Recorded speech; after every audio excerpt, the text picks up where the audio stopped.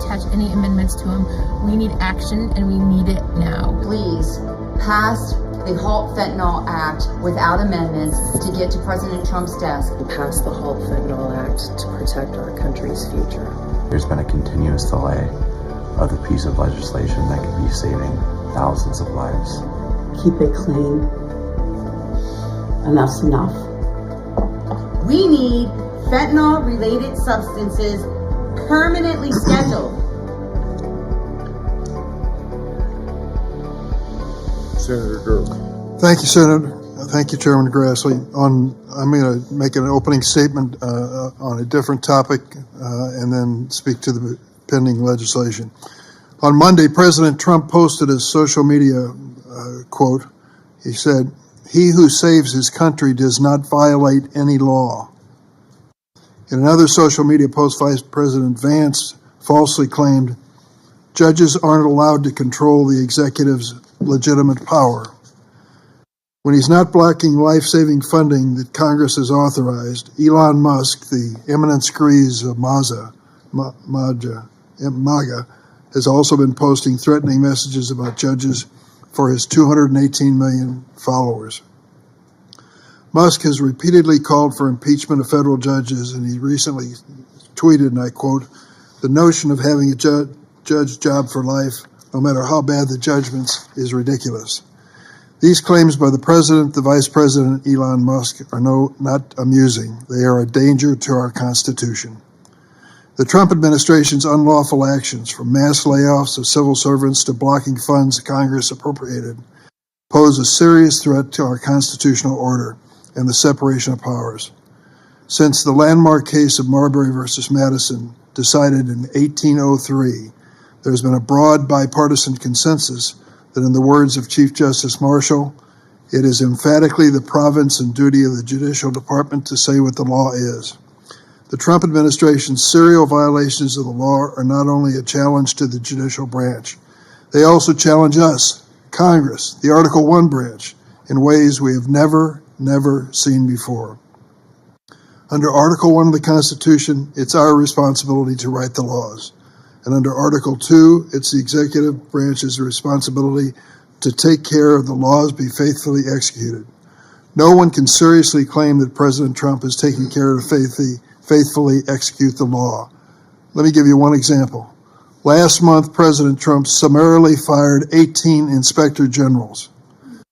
A law authored by our chairman clearly stated, and I quote, "The President shall communicate to Congress in writing 30 days before removing an inspector general the, quote, substantive rationale, including detailed and case-specific reasons for the removal." President Trump violated this law. More than 3 weeks ago, Chairman Grassley and I sent the President a letter asking for a lawfully required rationale. We are still waiting for a response. We are also witnessing an unprecedented assault on the Department of Justice. Dozens of career officials, not political appointees, career officials at the Justice Department and the FBI have been fired, and thousands of additional FBI personnel have been targeted simply for doing what they were assigned to do, investigate the January 6th attack on the Capitol, and now they're being investigated for that. At the same time, Trump political appointees are already weaponizing the Justice Department's vast law enforcement resources for nakedly partisan reasons.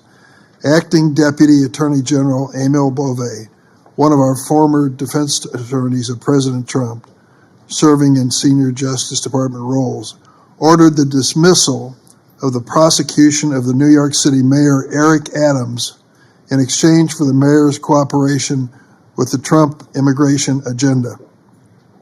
In response, several attorneys resigned, including the acting U.S. attorney, a staunch Federalist Society conservative who has clerked for Justice Scalia, appointed by President Trump, stood her ground and refused to agree. My Democratic colleagues on the committee and I have requested an Inspector General investigation of this sordid incident, underscoring the danger of a weaponized Department of Justice under the new administration. The prospect of an FBI director who is an unprincipled loyalist of the president and untethered from the rule of law heightens that danger. Today, the Senate will vote on Kash Patel's confirmation. It is an opportunity for the Senate to fulfill its constitutional duty and preserve the rule of law. Mr. Patel's record demonstrates he's a dangerous political operative who would not serve as should not serve as the next FBI director. Mr. Patel has been crystal clear that he plans to use the FBI's vast surveillance and investigative authority to, quote, come after, close quote, the president's enemies. I hope I am wrong, but I believe that my Republican colleagues will quickly come to regret any support for Mr. Patel. FBI agents have come to us privately as whistleblowers and told us the terrible decline in morale at the FBI. This is the first presidential transition with such a purge, and it certainly has had its impact on these men and women who have dedicated their lives to our safety. I suspect the time will come soon when we'll all fully appreciate the importance of a legislature and a judiciary independent of the executive. Now on the bill before us. In just a decade, fentanyl has emerged as the deadliest drug in American history. All it takes is 2 milligrams, fraction of the size of a penny, to cause an overdose.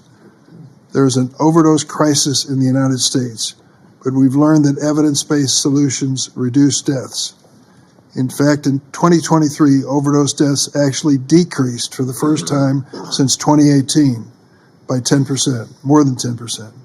We need to look at every factor that contributed to this reduction: counseling and treatment, training for first responders, naloxone, and other things. I appreciate the hard work of the sponsors of this bill we're considering. We all agree that the Halt Fentanyl Act will not by itself keep our communities safe. Our law enforcement agencies are on the front line of the fight to protect Americans, and there are other things we have learned. Just the other day we had a testimony of Mr. Pizarro, I hope I pronounced his name correctly, from New Jersey, who's on our panel, who talked about the incidence of fentanyl and where it came from. We did a little research after some of his statements. The National Crime Prevention Council estimates that 80% of teen and young adult fentanyl poisoning can be traced to social media. Your heartbreaking witnesses this morning, mothers and parents who've lost a kid being a teenager, 80% of the time likely attributable to social media, which means, in my mind, that we ought to consider that as part of the solution to reducing fentanyl use. Politically motivated purges of senior law enforcement at DOJ and the FBI diminishes our ability to hold traffickers accountable and cut off the supply of fentanyl. So we need to make sure that this remains a priority in terms of our activity and funding. Getting fentanyl off the streets is a Herculean task that will require us all to put politics aside and across the aisle work to make this a bipartisan effort. I yield. Yeah, thank you. We'll now turn to the Halt Fentanyl Act. I'd like to offer a manager's amendment, 25160. This manager's amendment corrects a typo in the underlying text. As I noted at the outset of this meeting, the Halt Fentanyl Act does 3 things. First, it makes permanent the class scheduling of fentanyl-related substances. Secondly, confirms the existing sentencing framework for those substances. And finally, it relaxes research requirements for Schedule I substances. I move the adoption of the manager's amendment. All in favor say aye. Aye. All opposed say no. The majority of the members present having voted in affirmative, the ayes have it in the manager's amendment. Now we will turn to whoever wants to offer first-degree amendments. Mr. Chairman, Yes. I call as my amendment amendment number OLL 25184. I want to say at the outset, as this amendment is being distributed, that Senator Graham and I have addressed this 230 issue directly together on a bipartisan basis, and others have joined us. I say to Senator Graham, I'm offering this amendment, but I want to engage you in dialogue as to how we approach this. I think we are at a moment where we can hope for achieving a bipartisan support for this effort. I don't believe we can deal with fentanyl effectively if we don't deal with what's going on social media. When 80% of the young children who are victims of fentanyl use social media, let's be very honest about this. We've got to deal with this and do it directly. Time and again, social media people have made an excuse after excuse that they really do want to cooperate with us, but they're never there when we need them. We've got to move forward directly on this and include it in this effort. I think Halt Fentanyl, if it's serious, is going to include social media, and that's why I offered this amendment. Mr. Chairman. Senator Cornyn. Wait, Senator Cornyn, did you want him to respond to it? I'll speak after John. Well, thank you, Mr. Chairman. I'll be brief. I want to speak about, excuse me, all the amendments that are being offered by Democratic colleagues today. We can all agree about the importance of this legislation, although I would say that it would be maybe even more important than passing new laws for our Democratic colleagues to join with us in securing the border. We know where fentanyl comes from. The chemical precursors come from China. They make their way to Mexico, where they're then manufactured into counterfeit looking pharmaceuticals that are then result in the lost lives of last year 107,000 people, and nearly 70% of those overdoses can be attributed to fentanyl. Last year, we got some good news with regard to the overall figures, but those numbers are deceptive. The reason is carfentanil, a fentanyl-related substance that is 100 times more potent than fentanyl, has reemerged in the illicit drug supply chain. It's still rare, but the CDC tells us that the overdose deaths involving carfentanil increased 7-fold starting in mid-2023. If carfentanil further infiltrates the drug supply, we could see a substantial increase in overdose deaths. That's why it's so important that we urgently, permanently schedule fentanyl-related substances and do it today. Our colleagues have circulated a number of amendments, some of which may be actually constructive. As chairman of the Senate Caucus on International Narcotics Control and as a member of this committee, I stand ready to work with anyone who has a good idea about how we can fight the scourge of fentanyl. Of course, as I said at the beginning, that could have started with bipartisan efforts to secure the border and prevent the supply, or at least to slow it down significantly, which unfortunately has not happened. The bill we're marking up today is already battle tested in the House of Representatives in its current form. It passed 289 to 133. Our partners in law enforcement, including the National Association of Police Organizations, the National HIDA Directors Association, the Major County Sheriffs of America, the Major City Chiefs Association, the National Sheriffs Association, and the National District Attorneys Association, and others have urged us to pass the bill immediately and without modification. I fear that offering even well-intended amendments to the bill will slow down this extremely important legislation, and I share the concerns of our law enforcement partners. So I encourage all of my colleagues to oppose all amendments and to vote out the Halt Fentanyl Act out of committee today. I would say, Mr. Chairman, that does not preclude our cooperation on other ideas that Senator Durbin and others may have about how we can further address the scourge of fentanyl. But I think slowing down this bill by changing it from what has been passed in the House, and we know how difficult it is with the thin margins in the House for anything to get done, slowing this bill down, I think, is a problem and something we ought to avoid. Again, that does not preclude us from working together on other ideas that our Democratic colleagues may have. So I would urge all of my colleagues to vote against all of the amendments and to pass this legislation without further modification.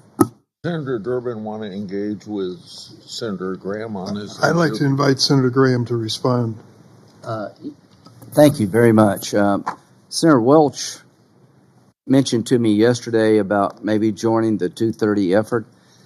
I think if we had a vote, it would pass overwhelmingly the idea of repealing or sunsetting Section 230. And Senator Durbin, I want to give you a lot of credit. You've joined with me and others to push this. The time is coming. I agree with what Senator Cornyn said. Let's pass halt fentanyl now. But I will say this. If you don't control the border, you really can't halt fentanyl. And if you don't deal with social media, you really can't halt fentanyl. I agree with everything you're saying here. So let's go ahead and get it scheduled the right way. Then, Senator Grassley, I don't want to, speak for you, but we talked about that you would be supportive of reforming Section 230. Reforming or repeal, whatever we can work out. Whatever we can work out. So instead of having 5 bills out of this committee, we can have 1 bill? Yeah. I hope. See, open-minded as you get. I hope we can have 1 bill. So Section 230 repeal is coming. It's coming out of judiciary. It's going to be overwhelmingly bipartisan support. Halt fentanyl is coming out of judiciary. I don't know if it'll be bipartisan or not. We need to marry up with the House, as Senator Cornyn said. So my position is, let's not mix these two concepts. Let's focus on the task at hand, Senator Durbin. I promise you my full, complete support to get Section 230 repealed or sunsetted, and that's where I'm at. Mr. Chairman. Yes, go ahead. Mr. Chairman, you and I have a trusting relationship, and I respect you very much. And if you give me an assurance that we will have a hearing and markup on the repeal of Section 230 as quickly as possible, I think it's an urgent issue. I will withdraw my amendment. I think I started that process yesterday when we had the hearing that we had, and I have been quoted over a period of 2 or 3 years about voting for repeal or voting for some modification of it, and I want to get a large share of this committee behind 1 bill if we can. That's good enough for me. I withdraw the amendment. Okay. And I just one last thought. Thank you to all the people on this committee. Mr. Duffy spoke yesterday. He was from South Carolina. His son, Gavin, was in a sexting relationship who he thought to be a young woman, wound up to be a gang in Nigeria, and killed himself. And I don't know who it was. Maybe it was him. He said that social media is really big tobacco. It needs to be regulated. It needs to be held accountable. So I talked to Representative Duffy yesterday about his testimony, and I promised him that we're going to not let your son die in vain. They've caught one of the people involved in the Nigerian gang, and this is a practice all over the country where they get young people into these relationships and basically extort them. Instead of giving money, this young man killed himself because of the fear of what would be coming his way. And there's not a damn thing we can do about it right now other than find the guy in Nigeria who will be replaced tomorrow. You want to end this? Hold the websites accountable that allow this to happen. That day is coming. We're going to have other amendments offered, but I'm going to call on Senator Kennedy first. Thank you, Mr. Chairman. I agree that we should address Section 230, but I hope, Mr. Chairman, that you and our ranking member, as you always are, will be very inclusive. This is a very complicated subject, and it has constitutional implications. It has practical implications. And I hope we'll spend a requisite amount of time getting it right, considering everybody's ideas, because I appreciate my friend and colleague, Senator Graham's enthusiasm. But this is not going to be easy. The social media companies are going to bring fresh hell. You know it, and I know it. They're going to unleash their version of hell. So we need to get it right and all be on the same page before we do this. In my opinion, for what it's worth. Senator Whitehouse. First, let me join the chorus in favor of 230 repeal. I'm hoping that that bill will be heavily bipartisan with significant membership, sponsorship on both sides of the aisle, and that starts a process for review here, and I'm delighted to be a part of that.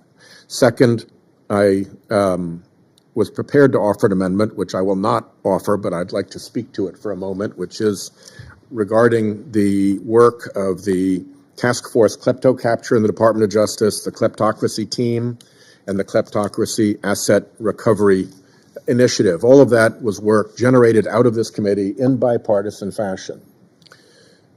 And all of it has been stopped under this administration.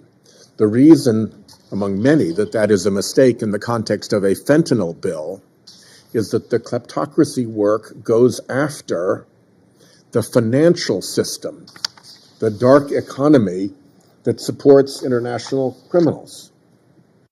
And while it's very important, and as a U.S. attorney and as an attorney general, I did the interdiction of inbound substances that were illegal, it's just as important to interdict the money flowing back, and particularly to target the systemic dark money, dark economy systems in other countries and in various places, even in our country, where criminals and kleptocrats can hide their money.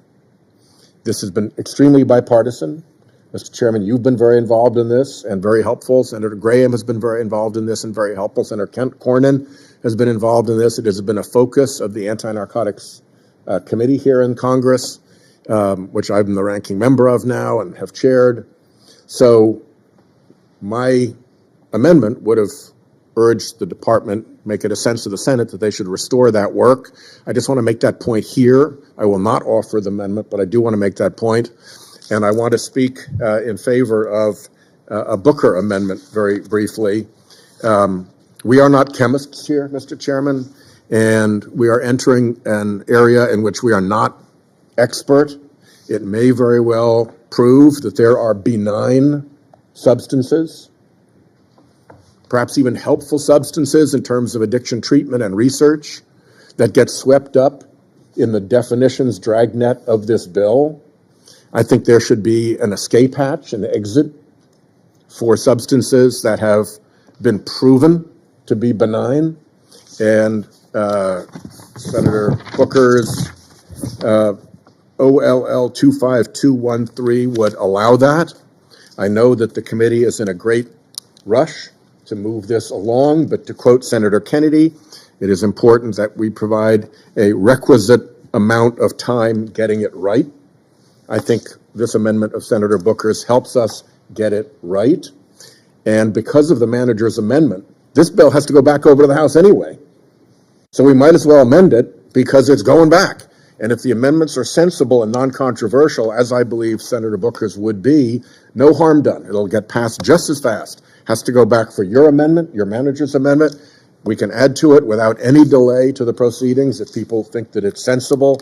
And I think we should, because I think for folks who are involved in trying to manage recovery and treatment for people who are in opioid addiction, to interfere with that research could be a very dangerous and unnecessary collateral harm to getting this done.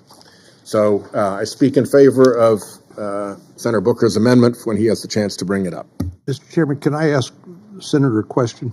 Yeah. I wonder if the senator has any examples.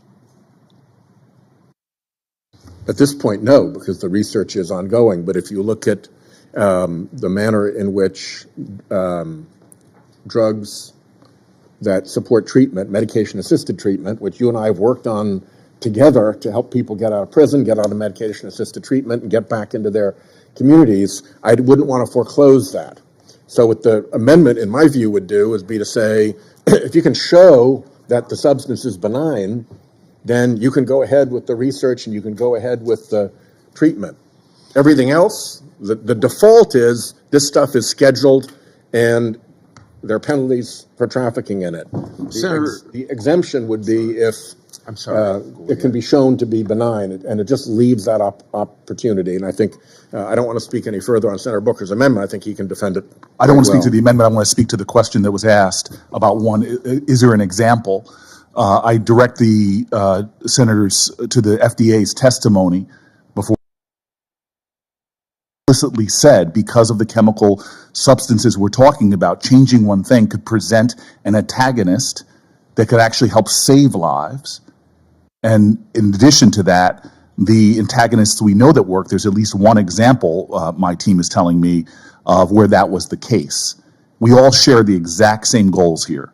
We all share the exact same urgency. Thousands have been killed in my state.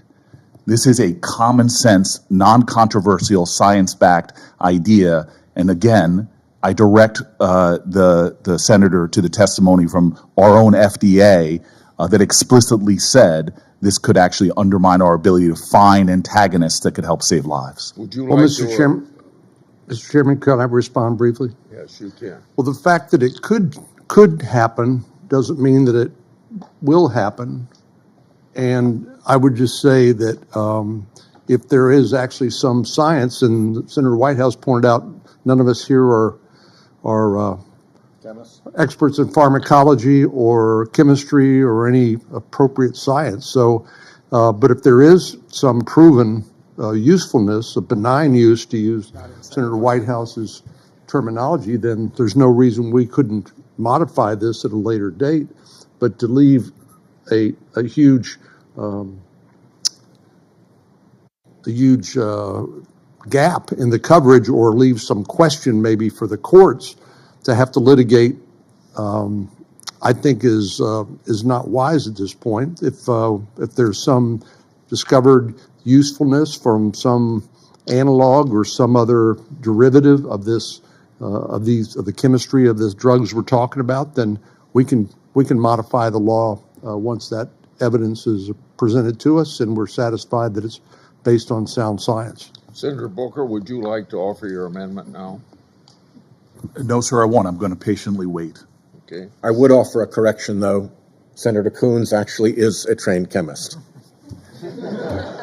Well, I took organic chemistry in college. Does that count?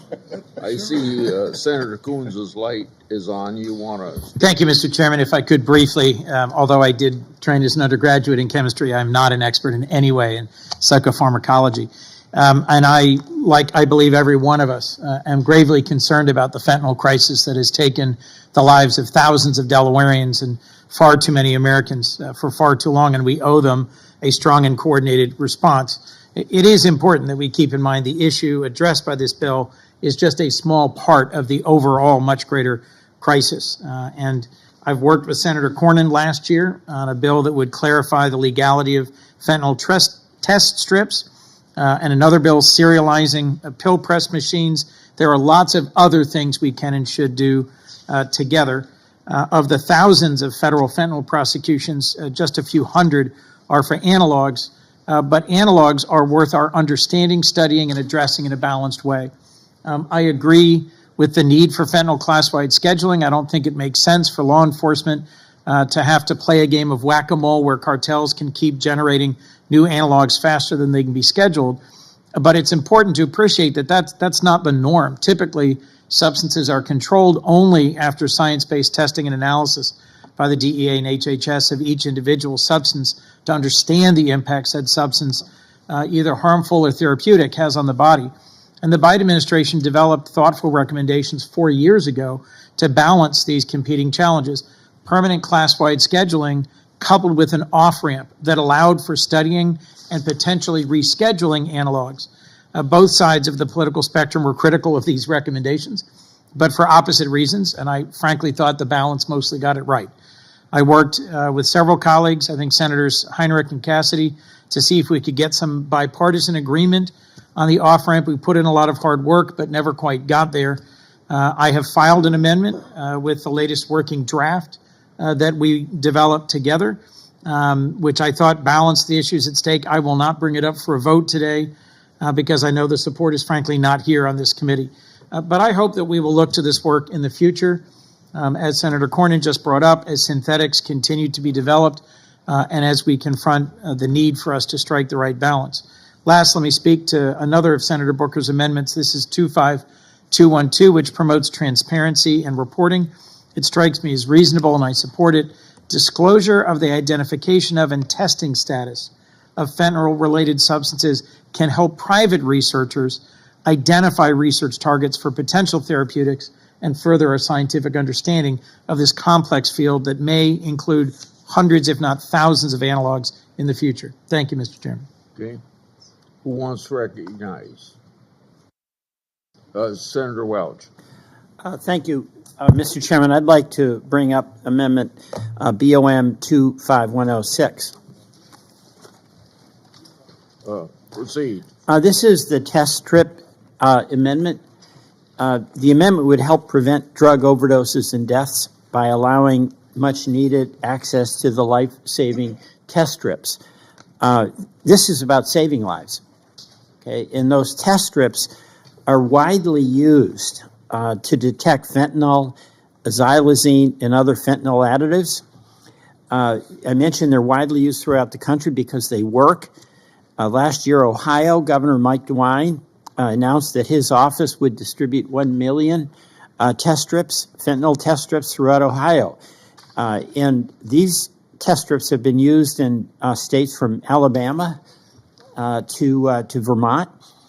And we've legalized these test strips for fentanyl. It's about saving lives. You get the information you need to provide the medical information as quickly as possible. And I see this as facilitating the goal all of us have, which includes saving lives from people who are suffering from a fentanyl overdose, as well as the heart of this bill is to try to restrict what fentanyl gets in the communities. So I offer that amendment for the consideration of the committee.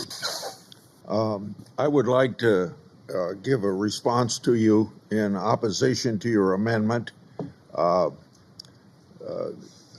First of all, I think it takes decision to legalize test strips out of states' hands.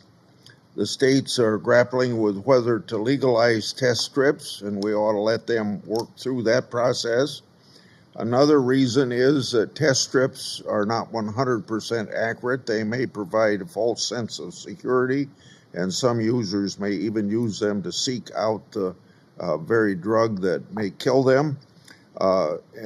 We have our own Center for Disease Control under the Biden administration cautioning that test strips may not identify some fentanyl knockoffs. So I would ask my committee to vote against the amendment. Can we go ahead, Senator Kennedy? I have a question of the senator. Senator, could you put a little more meat on this bone? How will your amendment improve this bill? And I understand what a test strip is, but I don't understand the application of it. Well, I think there's two things. One, there's the thrust of this bill, which is to have other analog substances included in the scheduling. There's also, with every fentanyl bill that we have, a desire to save lives.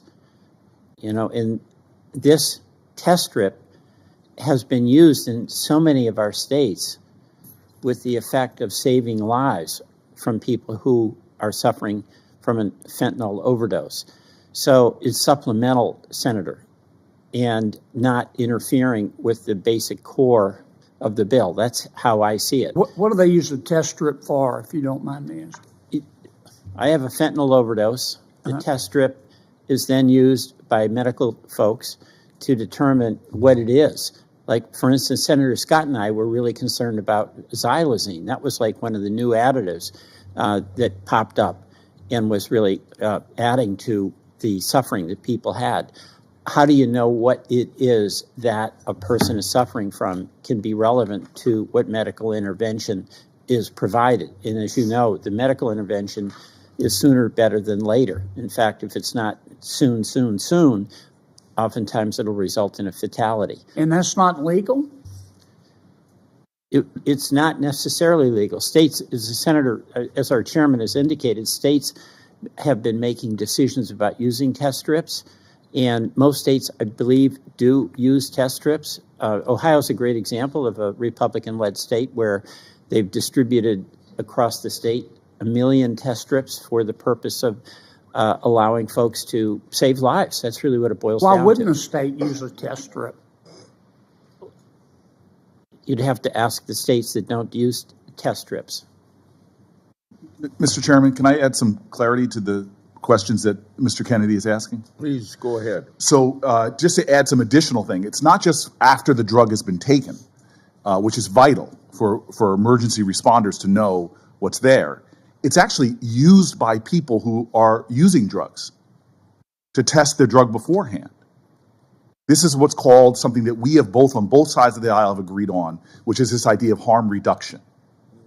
And you see this now common sense. People who are using drugs, who use test strips to see, am I really taking an Adderall or whatever the drug that, again, is illegal. But we have done things in other areas in a bipartisan way around these issues.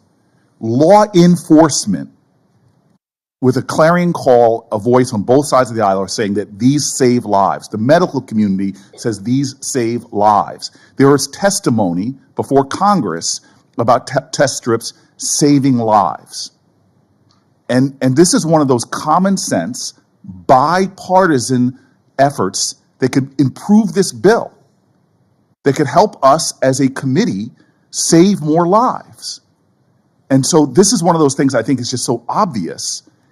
And again, with the knowledge that we all have, this has to go back to the House. This is not just like us passing this bill and it's done. It has to go back to the House. And there is a large bipartisan support for test strips in the House of Representatives. If our goal here, in the face of this scourge, is to save as many lives as possible, why wouldn't we?